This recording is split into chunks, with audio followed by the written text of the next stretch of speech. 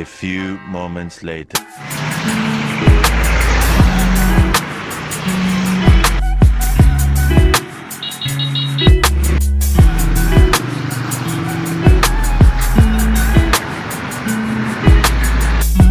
Nandito tayo sa Sindalan, sa Green Town Bike Shop.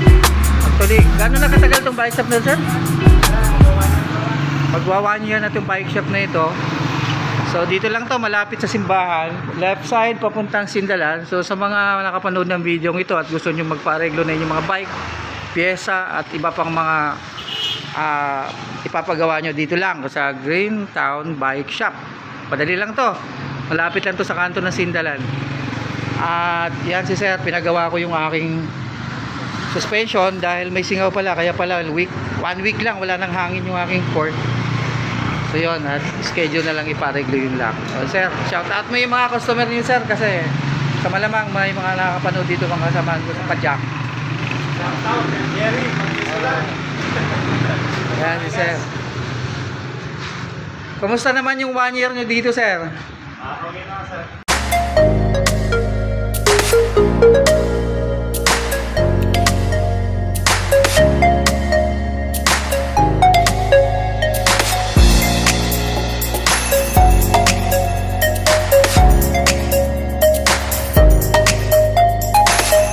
Kayo may-ari sir? Ang may-ari na mismo ang gumagawa, kaya garantisado. Talagang si sir, hindi yan naalis dito dahil kanya pala itong bike shop na to.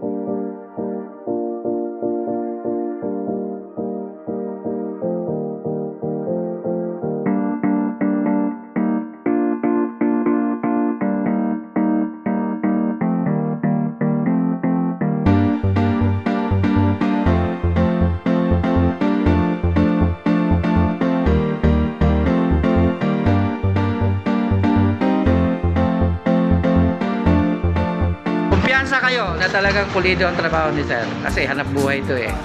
At saka ang mekaniko kasi, kahit saang sulok yan, pupuntahan yan. So, kahit na walang daan, pupuntahan yan, kasi ang pinupuntahan kasi ng mga kagaya namin ay yung alam ni sir, yung skills nila sa paggawa ng bisikleta.